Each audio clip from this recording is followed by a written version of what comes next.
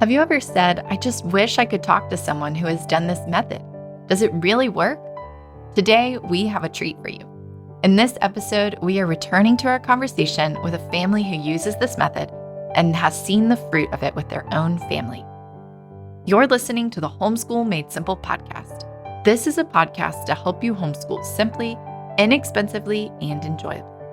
I'm Rachel Winchester, a fellow homeschool mom to 3 kids, and the Director of Operations here at Homeschool Made Simple. I know the second part of our conversation will encourage you. Listen in. So after you went to the seminar earlier this year, you came home and you wrote down a little list of things you wanted to remember and not forget. And you sent the list to me. There were several points that made like comparisons with and kind of revealed that you were comparing your kids with public school kids or other people, taught to pass the test, what others are doing, behind or different from public school kids. So maybe you could speak about that a little bit. Yeah, I think being at Carole's seminar really helped me see oh, I am living in fear that I'm behind or I'm somehow failing my kids. And, when Carole said, I felt how sometimes you're listening to something and it just feels like all of a sudden it's like the world stops and you're like, that was for me. When she said, stop listening to all these influencers who haven't even raised their children yet. That's the hardship of the world we live in with social media and Pinterest and Instagram is we have insights into what everyone else is doing. But half of these people are younger than me and have children younger than me. And I'm worrying that I'm not, being as creative or whatever. And, when JJ said in the seminar, he was like, why are we comparing ourselves to the Joneses? The Joneses aren't reading. I just read an article. No, that's not true, right? Public school kids, a lot of them are reading, and there are plenty of homeschool parents who are prioritizing reading aloud. And so I don't want to feel like I'm going bad on public schools, but the public schools are not, their goal is to not enrich kids with great literature and make them love books. Teachers may love that, but they can't teach like that anymore. I think there's plenty of teachers that wish they could. So yeah, I feel I went off Instagram all summer. I unfollowed a ton of people. I pretty much just listened to Carole's podcast and I listened to the Read Aloud Revival podcast because I feel like Sarah's philosophy fits pretty well with Carole's. She always makes me feel like I should be doing less, not more.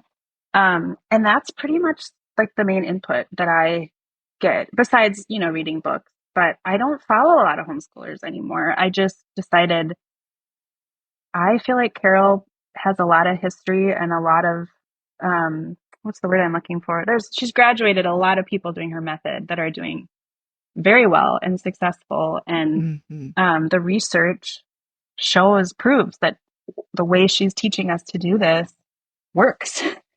And I still have not read all these books. I have them on my shelf and I'm trying to make my way through them. I've skimmed some of them. But I'm I need to develop my philosophy of education so that when I'm sitting across the table from a friend who's shocked that I'm not doing 5-paragraph persuasive essays with my 7th grader, that I know why I'm not. And I'm actually, there's a ton of research. I don't even need to tell the other mom. I don't need to make other moms feel bad about what they're doing. But I can just say, oh, it's okay. I know that they're going to be fine. And now, do I doubt that sometimes? Of course. Do I have moments where I'm is this kid ever going to be able to spell and write? I'm not sure, but I'm trusting. One of my children has struggled with some dyslexia and dysgraphia, but he's overcome the reading part. He's reading Tom Sawyer and Lord of the Rings, and he's a ferocious reader, still struggles with, some of the handwriting and spelling stuff. And so I'm just trusting based on lots of research and people that have done this for a long time that he will become a great writer. But he doesn't need to be a great writer right now. No one is coming and knocking at my door being can I see, writing from this child? No one is doing that. And he has plenty of years before he's going to be in college where we can work on that. Yeah. And he's probably quite articulate. Yeah. And so I'm just trusting that so many of these, people who've, like Carole, who've been doing this for years, to just trust the process. And again, do I have moments where I fear? Yes. Do I have moments where I'm like, I'm not sure about this? Yes. That's why I have this letter to myself. Yeah. And that was the third thread I really saw was just the importance of having a fully developed philosophy of education. You kind of said it or alluded to it multiple times of just like better late than early. Read these books, be grounded. Don't be able to just be pushed around just because I hear about what somebody else is doing. And I think that's why, like, going back, having these books on your shelf, the Successful Homeschool Handbook, especially because it's like basically just people's stories and stuff.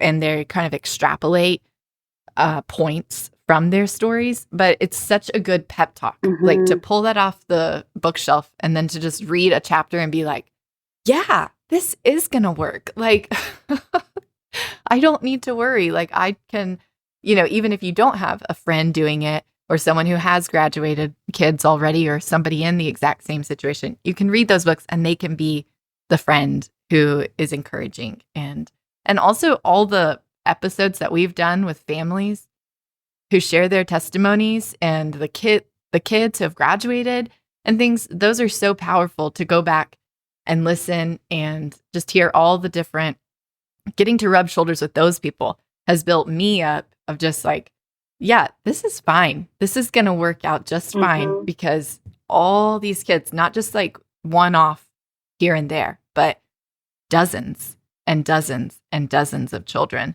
who are flourishing.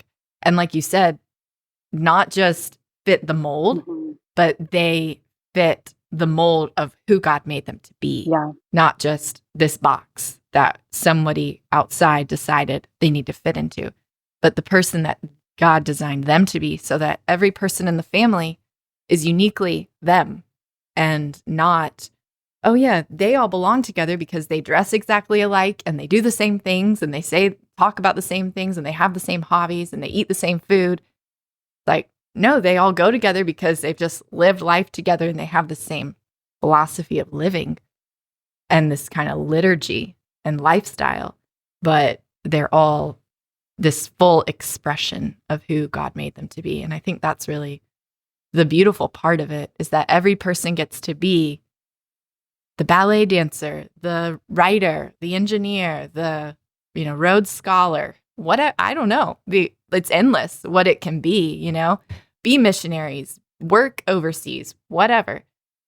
And it's amazing to hear all the stories. And those are really what inspire me and keep me going too. Yeah. And what a privilege that we get to partner with God. I mean, it makes me teary thinking about it. I'm like, I get to be a part of this story that my God is writing in my kids' life. And hopefully someday my kids will, my mom read aloud all the time and we had tea together and we lit candles. And I got to have time to paint in the afternoon because I loved it. And I didn't have the pressure of all the homework that, I would have probably had in public school. And so it's a privilege. It really is. Now, sometimes does it feel like a burden? Absolutely. I mean, it does. Let's be honest. Some days I'm like, I have not been alone in a long time. And there's some hard things happening in our life right now that I'm needing to process with the Lord. And so I'm just like having to get creative and be like, okay, God, like I need some space for you to meet with you. And he, God's a creative God. He helps us.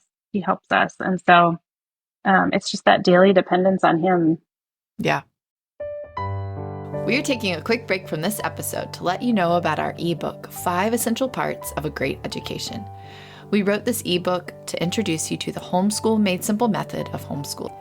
It lays out what we consider to be the 5 essential parts of a great education, and you can get the ebook on our website at homeschoolmadesimple.net/ebook. And did I mention that it's free? If you like what you hear in this episode, the ebook will build on the ideas we share here. Download it today and begin deciding what matters most in your child's education. Now back to the show.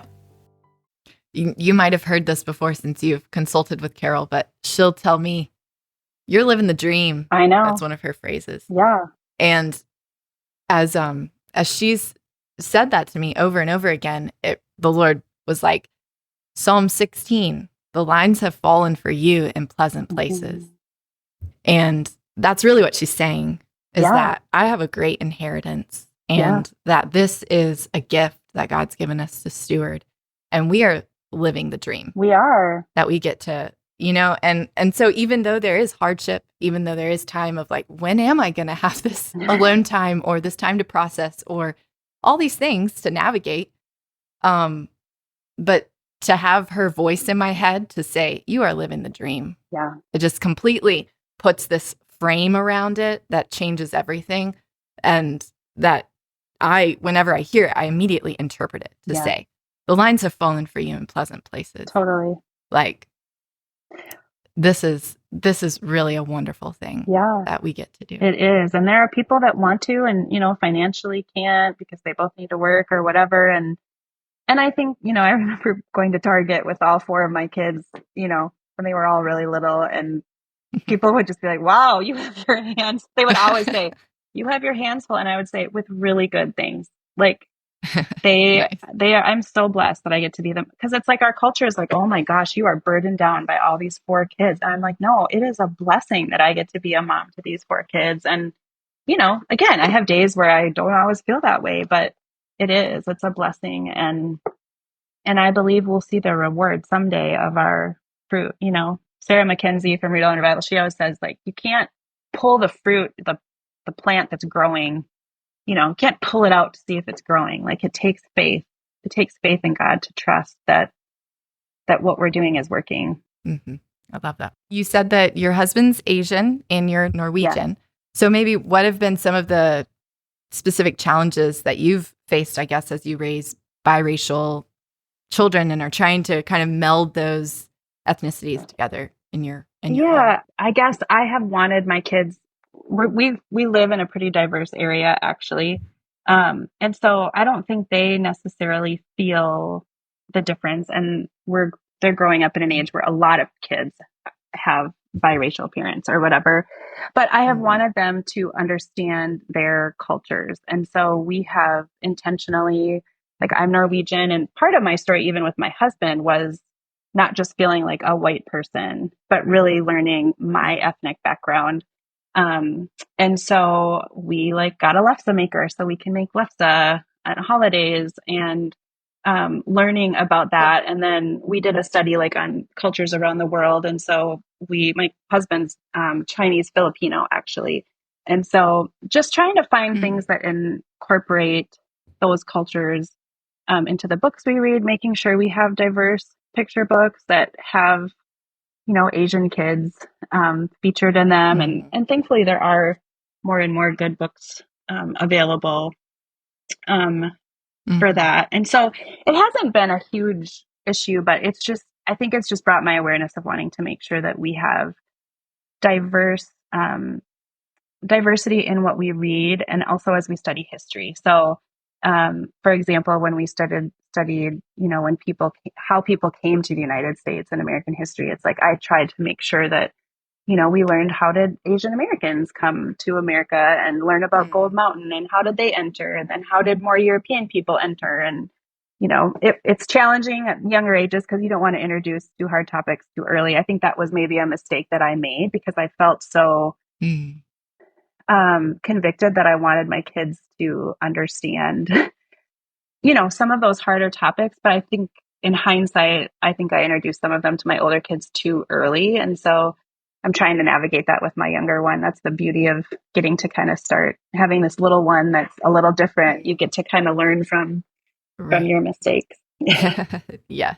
Yeah. I can think of 2 friends right now. One is married to a El Salvadorian. And then my other friend is similar to you, Chinese.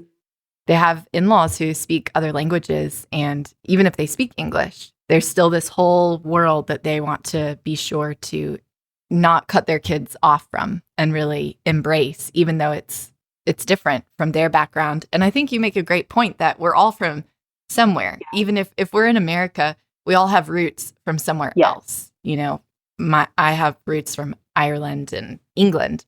But so yeah, I think that's really interesting to make that point and to really kind of know, some of my my husband's relatives, they like know their history, like how many generations back came from England and what their name was and all this kind of stuff. And I think that's really cool that it's not just about one or the other, like being where you're from, but being able to like give your children this robust understanding of like, we come from more than just like our neighborhood and, the immediate people that you know by name and firsthand. There's a whole train of people that have come before us and we have inherited things from them. I think that's really lovely. Yeah, thanks. Yeah, it's been definitely a journey, and being in full-time ministry, my husband worked specifically focusing on ethnic minority students for a lot of years. And so that also was a journey of, hearing other people's stories, and then really caused me to wrestle with, what it means to be a white person in America. And it wasn't until I started to understand my own ethnic background that I showed up to the table a little differently. So yeah, I think it's important for us to know where we come from. And there were some very specific, even cultural things. I won't go into the specifics, but there's something called, I don't know how you pronounce it, but Jante law, which anyone in Scandinavia would know what it is. It's basically a bunch of rules like, I will not be better than anybody. I will not, I can't even remember all of them. There's 10 of them, but they're very like, basically don't stand out. Don't think you're better than anyone. And when I read that and studied that, I realized how much that is totally how my family is. And, because my kids are pretty great and we homeschool, like I get complimented all the time on how wonderful my kids are. And I sometimes like, oh, my kids are, then they are sinners just like everybody else. But it's like, I don't want to stand out or don't want people to whatever. And so I've had to kind of wrestle with, oh yeah, this is actually really impacted me. But I would not have known that if I had not studied kind of my own culture and how that impacts us. And we all have that, even if we don't know it. Yeah. Wow. That's really fascinating. Well, I feel like we could talk forever, yes. but we will cut it off. Sounds good. And save the rest for another time. But I really appreciate you talking with me today. Yeah. Hanni. Thanks so much. It's been a lot of fun. You've been listening to the Homeschool Made Simple podcast.